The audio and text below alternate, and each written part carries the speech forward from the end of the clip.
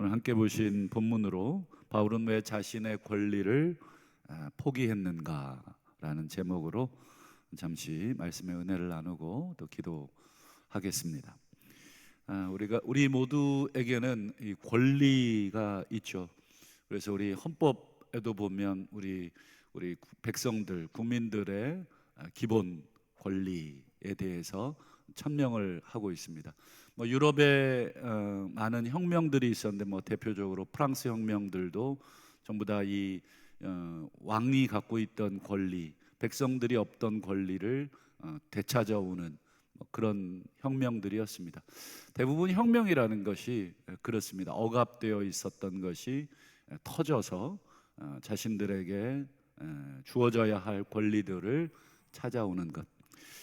과거에는 권리가 없었다면 오늘날에는 권리가 너무 강조되죠. 동성애자들도 자기들이 동성애할 권리를 달라. 그리고 그 동성애자들로서 가정을 이룰 권리, 이게 다 권리인 거예요. 그러다 보니까 시청 앞에서 퍼레이드도 할 권리를 달라. 오늘날은 너무나 많은 자기 권리 주장 때문에 사회가 시끄럽습니다. 과거에는 권리를 너무 억압해서 시끄러웠다면 오늘날은 정반대죠. 학생들은 학생 인권, 그래서 맞지 않을 권리, 그게 이제 과하다 보니까 아직 초등학생들이나 자신들의 어떤 사고라든지 정체적으로 균형감 있게 어떤 일들을 사고할 수 없는 그런 학생들조차 이 학생들의 권리가 강조되다 보니까 참 이게 웃지 못할 일들도 최근에 뉴스에 보니까 전주에 초등학생이 이 교감의 얼굴을 뺨을 때렸고 이런 일들이 드러나고, 그럼에도 선생이 어떤 물리적인 제재를 가할 수 없는 학생을 잡는다든지, 그렇게 되면 학생 이 신체를 억압하는 그런 이런 법이 있더만요. 저는 교육자가 아니라 잘 모르는데, 좌우간 이쪽 한쪽의 권리들이 주장되는 것은 나쁜 것은 아닌데, 그것이 과하게 주장이 되다 보면 함께 더불어 사는 사회에서 제대로 그것을 본인 스스로가 통제할 수 있는 힘이 있으면 하고 싶은 말도 안 하고 하고 싶은 행동도 안 할 수 있는 그 힘이 있지만, 그렇지 못한 경우는 하고 싶은 대로 다 말하고 또 하고 싶은 대로 다 행동하고 이렇게 되는 일들이 벌어집니다. 그래서 이 권리를 여러분 못 쓰는 거하고 권리를 안 쓰는 거하고 겉으로 보기에는 똑같습니다. 남들이 보기에는 권리를 안 쓰는 것이나 권리를 못 쓰는 것이나 똑같이 보이지만 사실은 다르죠. 속을 들여다보면 다릅니다.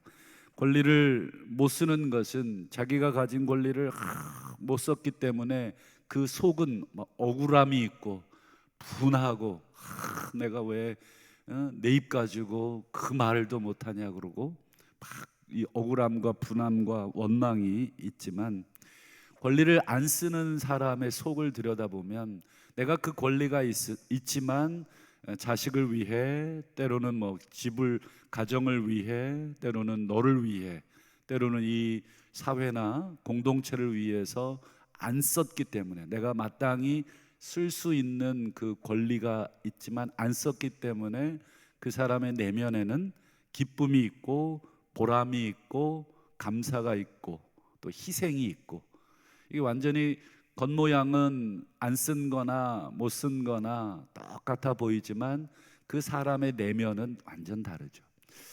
여러분, 우리의 내면에 기쁨이 있느냐 원망이 있느냐에 따라서 권리를 못 쓴 것이냐 안 쓴 것이냐 갈려진다. 그러면 오늘 사도 바울이 고린도전서 9장에서 계속 사도의 권리, 자신의 권리에 대해서 계속 이야기를 하고 있습니다. 그러면 사도 바울은 자신의 권리를 못 쓴 것입니까? 아니면 안 쓴 것입니까? 라는 질문을 본문에다가 던져보면, 그리고 사도 바울의 말도 들어보면 자신은 자신의 권리를 못 쓴 것이 아니라 안 쓴 것이다. 그래서 12절을 보실까요? 12절을 보면, 그러나 우리가 이 권리를 쓰지 아니하고 범사에 참았다. 이 권리 행사를 하지 않았다. 내가 이 사용할 수 있는 것을 쓰지 않았다. 그러니까 이 권리를 못 쓴 것이 아니라 쓰지 않은 것입니다. 나중에 또 보시겠습니다만 사도 바울은 15절에 또 한 번 이 말을 하죠. 내가 권리를 쓰지 않았습니다. 그러므로 사도 바울은 그 내면을 들여다보면 기쁨이 있는 것입니다. 감사가 있고, 막 내가 쓰고 싶은데 못 쓰면 아마 사도 바울이 막 억울하고 답답하고 막 소송을 걸 수도 있겠지만 사도 바울은 기쁨으로 권리를 쓰지 않은 것이죠. 그러면 이유가 있습니다. 왜 사도 바울이 9장에서 내가 갑자기 사도 바울의 내 권리가 있는데 내가 권리를 쓰지 않았다는 이야기를 왜 하느냐? 이게 중요하겠죠. 우리 9장 앞에 우리 8장에서 무슨 문제를 우리가 생각했습니까? 교회 성도들 간에 우상에게 드려진 제물을 먹는 문제로 교회 성도들 간에 싸움이 생기고 또 분쟁이 생기고 그랬습니다. 이 우상에 대한 지식을 가지고 있는 사람들, 우상은 아무것도 아니다 라고 하는 올바른 지식을 갖고 있는 사람들은 그러므로 우상에 드렸던 고기를 먹을 권리가 있다, 우리는 이렇게 주장을 한 것입니다. 그분들의 권리나 주장은 하등 잘못된 게 없죠. 그런데 문제가 생겼습니다. 우리 성도 간에도 믿음이 다 똑같지는 않습니다. 똑같이 예수를 믿는다 그래도 그 믿음의 정도나 깊이 또 높이나 넓이가 똑같지는 않습니다. 그러다 보니까 우상에게 드려진 제물을 먹는 것에 대해서 아직 신앙 양심이 허락되지 않는 이런 분들이 우리는 우상에 대한 지식도 있고 그 음식을 먹을 권리도 있다고 주장하는 사람들의 그 말과 행동을 보고 듣고 하면서 굉장히 상처를 받게 된 것입니다. 저거 먹으면 안 되는 거 아니야? 아직 나는 못 먹는데 저 사람들은 저거를 왜 먹지? 한쪽에서 상처를 받고 있는데 그 우상을 먹을 수 있는 지식과 권리를 가진 사람들이 그냥 아이고 미안합니다 이렇게 했으면 제일 좋았을 것을 어떻게 하냐면 너희들은 그렇게 믿음이 없냐고, 우상 아무것도 아니라고 막 정죄하고 공격하고 이렇게 된 것입니다. 그러다 보니까 교회 내에 이 우상에게 드려진 제물을 먹을 권리에 대해서 막 논쟁이 붙은 거죠. 그런 맥락 속에서 이제 사도 바울이 이제 자신에게 주어진 권리를 어떻게 썼는지를 이야기함으로써 성도들에게 이 우상에 대한 이야기를 하고 있는 것입니다. 그래서 이제 9장이 끝나면 다시 10장으로 갈 텐데 그 10장은 또다시 우상 숭배에 대한 이야기를 또 합니다. 8장과 그 다음에 9장과 10장이 전부 우상 숭배 이야기가 아니라 8장 우상 숭배, 9장은 사도 바울의 권리, 10장은 또 우상 숭배. 그러니까 사도 바울은 우상 숭배에 관해서 교인들 간에 이 싸움이 붙고 분쟁이 나고 막 논쟁이 붙으니까 그것에 대해서 어떻게 해야 될지를 자기 자신을 본을 보여서 설명을 하고 있는 것입니다. 말씀드린 것처럼 8장에서 이 교인들이 이 우상에게 드려진 제물 아무것도 아니기 때문에 하나님이 주신 제물이기 때문에 감사함으로 먹어도 된다, 그런 지식과 권리를 주장했던 사람들 때문에 어떤 일이 벌어졌냐면 우리 8장 11절과 12절을 보시면 네 지식으로 믿음이 약한 자가 멸망했다. 멸망이라는 말은 뭐 지구 종말을 의미하는 게 아니라 믿음이 무너져 버렸다, 이렇게 된 것이고, 12절 보면 이같이 너희가 형제에게 죄를 지어 그 약한 양심을 상하게 하는 것이 곧 그리스도에게 죄를 짓는 것이다. 사도 바울은 굉장히 근본적으로 들어갑니다. 너희들이 가지고 있는 그 지식, 우상에 대한 지식, 우상에게 드린 음식을 먹을 수 있다고 하는 그 성경의 지식, 그리고 그 권리를 너희들이 행사함으로써 믿음이 약한 자가 실족하고 또 양심이 상하고, 근데 거기서 끝나는 게 아니라 결국은 그건 그리스도에게까지 죄를 짓는 것이다. 지극히 작은 자 하나에게 한 것이 곧 내게 한 것이라고 하는 그 예수님의 말씀의 원리에 따라서 냉수 한 그릇을 소자에게 대접했는데 예수님은 그 냉수 한 그릇 내게 대접한 것이다 이렇게 받아준 것처럼, 지극히 작은 소자 하나를 실족시켰는데 그것은 나를 실족시킨 것이라고 하는 이 동등성의 원리에 의해서 사도 바울은 이 이야기를 하고 있는 것입니다. 그래서 바울은 이제 이런 교회의 분위기 속에서 자신의 이야기를 들려주는 것입니다. 자신은 사도로서의 권리를 가지고 있다. 그 권리는 내 스스로 주장한 권리가 아니라 하나님이 그리고 성경이 보장해주고 있는 권리이다. 그래서 구약 성경 몇 곳을 인용하잖아요. 오늘 본문에도 성전에서 일하는 사람은 성전에서 나오는 것을 먹을 권리가 있다. 이것은 하나님이 보장해준, 제사장은 제사를 지냄으로써 거기서 드려진 제물을 우리 제사를 드린 사람과 나눌 수 있는 권리를 갖고 있습니다. 그래서 제사 드리는 사람도 그 고기를 먹고, 그리고 남은 고기들은 또 제사장 가족들이 가져갈 수 있는 권리. 그리고 성경에 보면 이 곡식 떠는 소의 입에 망을 씌우지 말라, 그 말은 그 수고한 것에 대해서 그 소가 곡식을 좀 주워 먹을 수 있는 권리를 하나님이 주신 것이다. 그거 인색하게 그거 몇 개 집어먹지 못하도록 입에다가 망을 씌워서 그거 안 돼. 여러분, 이것은 하나님의 원리가 아니다. 그냥 일한 만큼 먹을 수 있도록, 그리고 자유롭게 할 수 있도록 그것을 보장하라. 이렇게 구약을 인용해 가면서 자신에게도 그런 권리가 있고, 그리고 올해 우리 교회 표어지만 복음을 전하는 자들은 복음으로 말미암아 살리라. 이것은 하나님께서 책임지신다라고 하는 그 말씀을 바울이 인용한 것이죠. 그런데 바울은 죽으면 죽었지 내가 그 권리를 쓰지 않겠다는 거예요. 도대체 왜 그러냐? 그게 15절에 이런 말을 하죠. 아까 12절에 나왔던 말씀하고 똑같은데, 내가 권리를 하나도 쓰지 아니했습니다. 그리고 내가 권리를 자꾸 말하는 것은 내게 이같이 해달라는 것이 아닙니다. 내 권리를 여러분들이 보장해달라는 것도 아닙니다. 이 경우는 아마 생활비나 사례비를 얘기하겠죠. 내가 지금 사례비 달라고 지금 권리 뭐 권리를 내가 정당한 권리를 하나님으로부터 받았다 이 얘기하는 것도 아니고, 지금 내가 권리를 썼니 안 썼니 구차하게 그 이야기하는 것도 아닙니다. 내가 차라리 죽으면 죽었지 내가 여러분들께 그걸 받겠다고 하는 지금 말이 아닙니다. 15절은 어떻게 보면 더 강한 거죠. 고린도 교회 내에는 사도 바울의 사도성도 의심하고, 그리고 여러 가지로 비난하는 많은 사람들이 있었다고 말씀을 드렸잖아요. 그 가운데서도 사도 바울은 꾹 참고 그 교회를 1년 6개월 동안 세우고, 성도들을 세우고 조직을 만들고, 그리고는 또 본인이 떠난 이후에도 계속 편지를 통해서 그들을 돕고 있는 이 모든 것들에 대해서 마땅히 사도 바울은 고린도 교회에 우리가 뭐 회사로 말하면 지분 100%를 갖고 있는 사람이죠.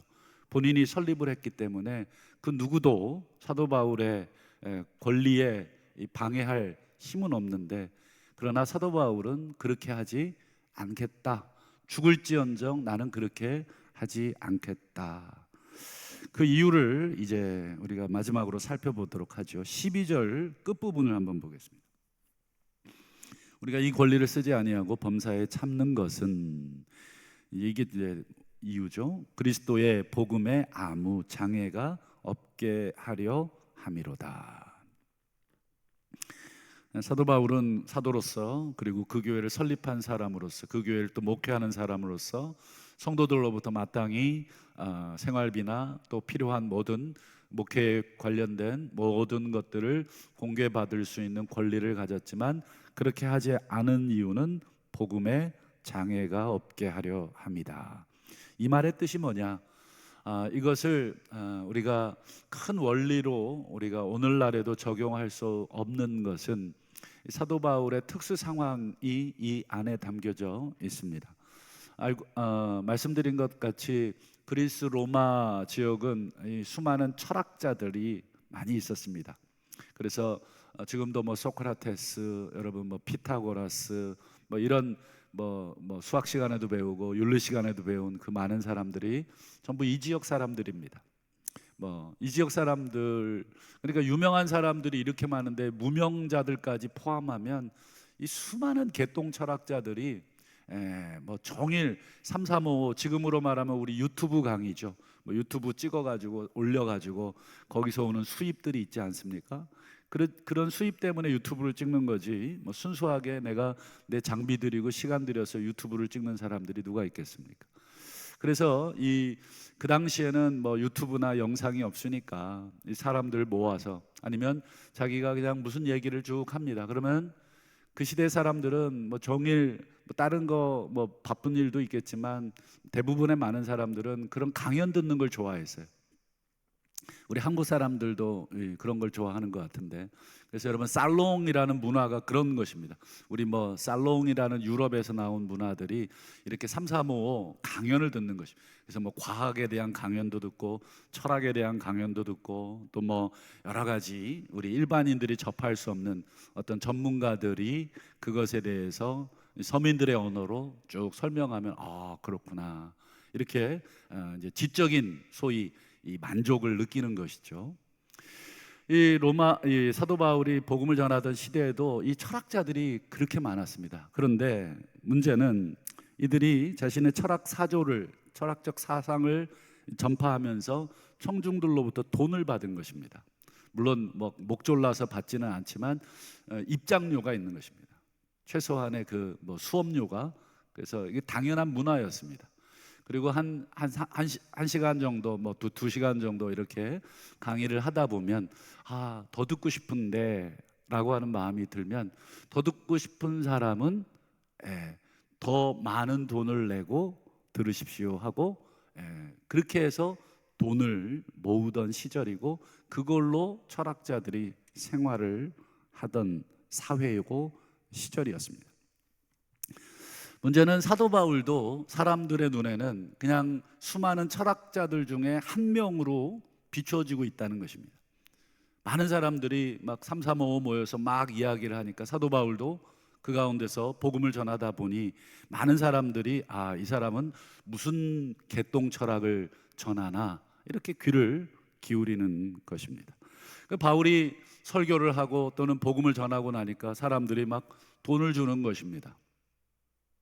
바울은 이 복음을 전해놓고 돈을 받은 꼴이 되겠죠. 여러분, 바울이 전한 복음의 내용을 가만 들여다보면 어떻습니까? 하나님께서 우리 인간을 사랑하셔서 구원자를 보내주셨고 과거에 무지할 때는 하나님이 그걸 허물하지 않았지만 이제는 모두 다 회개하라 명하셨다. 바로 얼마 전에 이 팔레스틴 이스라엘 땅에서 죽은 그 예수라고 하는 자가 하나님이 보내신 메시아다. 그 메시아를 믿는 자는 누구든지 은혜로 값없이 구원의 선물을 받습니다. 이게 골자입니다. 값없이 은혜로 우리에게 영생이라고 하는 구원이라고 하는 선물을 줍니다. 이렇게 설명해 놓고는 가만 보니까 내용은 값없이 은혜로 이렇게 하나님이 선물 준다고 해놓고 가만 보니까 저 사람이 자기의 이 철학 사조를 신봉하는 사람들 이렇게 모여서 예배드리고 그들로부터 돈을 받는다, 돈을 받고 생활하더라, 이런 소문이 이 밖으로 퍼지게 되면 어떤 일이 벌어지겠습니까? 그렇죠. 사도 바울이 이제 복음을 전할 때마다 저 인간 저거 사람 끌어 모아서 돈 받아서 생활하려고 저러는 거야, 일반 개똥 철학자들하고 똑같아, 뭐 이렇게 손가락질 받을 위험이 있기 때문에 이 당시의 모든 문화, 이 당시의 당시의 상황을 고려해서 이렇게 되면 복음에 방해가 되겠구나. 복음을 사람들이 받아들이지를 않겠구나. 내가 전하는 복음을 사람들이 돈벌이로 생각을 하겠구나. 그게 바로 12절 끝에 복음에 방해가 되지 않게 하려고 자신이 가지고 있는 그 권한들을 내려놓는 것이 이 지역에서는 좋겠다. 그것이 바로 사도 바울이 자신이 가지고 있던 그 권리를 포기한 이유입니다. 그러니까 오늘 본문의 핵심을 잘못 잡으면 어떻게 오해를 하게 되냐면, 역시 복음은 그냥 자비량으로 해야지 성경적이야. 그래서 실제로 자비량 선교가 성경적이라고 원칙이라고 주장하면서 사역하시는 분도 더러 있어요. 물론 그 마음이 귀하고 좋습니다만, 오늘 사도 바울은 자비량 선교해라. 너희가 복음 전하면서 무슨 돈을 받냐, 무슨 생활비를 성도들로부터 받냐, 이거 얘기하려는 것이 아닙니다. 사도 바울이 그렇게 오해할까 봐 계속 구약 성경을 예를 들고, 성전에서 일하는 사람은 성전에서 나오는 것을 먹을 권리를 하나님이 주셨다. 곡식을 떠는 소의 입에 망을 씌우지 말라. 소도 자신이 떨고 있는 그 곡식을 먹을 권리를 주셨다 등등의 이 구약 성경을 쭉 인용한 것입니다. 하지만 바울의 이 1세기의 그 지역의 고린도 지역을 감싸고 있는 그 일대의 문화, 그리고 그 상황 속에서 사도 바울은 판단을 내릴 수밖에 없었던 것입니다. 내게 가지고 있는 이 권리를 내가 쓰지 않는 것이 복음을 위해서는 훨씬 좋겠구나. 그 말을 한 이유는 앞에 8장에 우상 제물을 먹을 권리를 주장하는 그 성도들에게 가르침을 주기 위한 것입니다. 내가 사도로서의 권리도 복음을 위해서 포기했다면 여러분, 그 고기 안 먹으면 어떻습니까? 고기를 먹을 권리가 있는 거 누구든지 다 압니다. 그러나 그 고기 먹는 것 때문에 믿음이 약한 사람이 멸망하게 되었고, 그 약한 양심이 상하게 됐지 않았습니까? 그것은 그 한 사람의 문제를 떠나서 그리스도께 죄를 짓는 것이니, 여러분, 고기 먹을 수 있는 권리 잠시 내려놓으시면 어떻겠습니까? 누가 여러분 고기 먹는다고 잡아가는 것도 아니고, 당연한 권리 그거 행사한다고 나무랄 사람도 없지만, 일부 믿음이 연약한 성도들이 그렇게 시험에 드니 잠시 그 권리를 내려놓으시면 어떻겠습니까? 그래서 사도 바울이 8장 끝에 내가 만약에 고기를 먹음으로 인해서 성도들이 실족한다면 난 영원히 고기를 먹을 권리를 내려놓겠습니다. 이렇게까지 바울이 8장 말미에 얘기를 했던 것입니다. 말씀을 맺겠습니다. 여러분, 우리 모두는 다 권리가 있고 다 명분이 있겠죠. 그러나 그 권리로 인해서 교회의 하나됨이 손상이 되거나, 또는 공동체가 여러분 심각한 위기를 받거나, 아니면 복음이 정말 방해가 된다고 판단이 되거든, 아무도 그 권리를 내려놓으라고 할 권리가 없지만 나 스스로가 그 권리를 주님을 위해, 복음을 위해 내려놓는다면 억울함이나 분노가 아니라 오히려 우리 안에 감사와 기쁨이 있을 것입니다. 그래서 우리가 스스로의 권리를 우리 주님이 주신, 그 사도 바울이 그렇게 할 수 있었던 것은 아마도가 아니라 틀림없이 사도 바울은 예수님 때문에 그랬을 겁니다. 여러분, 우리가 익히 알고 암송하는 빌립보서 2장에 그는 근본 하나님의 본체셨으나 하나님과 동등됨을 취할 그 권리를 취하지 아니하시고 자기를 비워내셔서 이 종과 같이, 사람과 같이 되셨습니다. 그것이 사도 바울이 빌립보서 2장에서 얘기한, 예수님이야말로 진정한 온 우주의 권리자이시고 우리 인간의 심판의 권리를 갖고 있고 인간의 모든 생사화복의 권리를 갖고 계시지만, 그 권리를 우리 벌레 같은 우리 죄인들을 위해서 그 권리를 다 내려놓으시고 이 땅에 오셨다면, 여러분, 우리에게 고기 먹을 그 권리, 그 알량한 권리 하나 내려놓지 못할 이유가 어디 있겠고, 내가 사도라고 그 권리, 복음을 위해서 내려놓지 못할 이유가 또 어디 있겠습니까? 이것이 오늘 사도 바울이 하고 싶은 말씀입니다. 오늘 하루도 우리가 복음을 위해 우리에게 주어진 권리조차도 우리가 포기해야 될 때가 있을 텐데, 그때 우리가 어떻게 이 권리를 포기할지를 함께 고민하면서 기도하시기를 주님의 이름으로 축원합니다. 기도하겠습니다.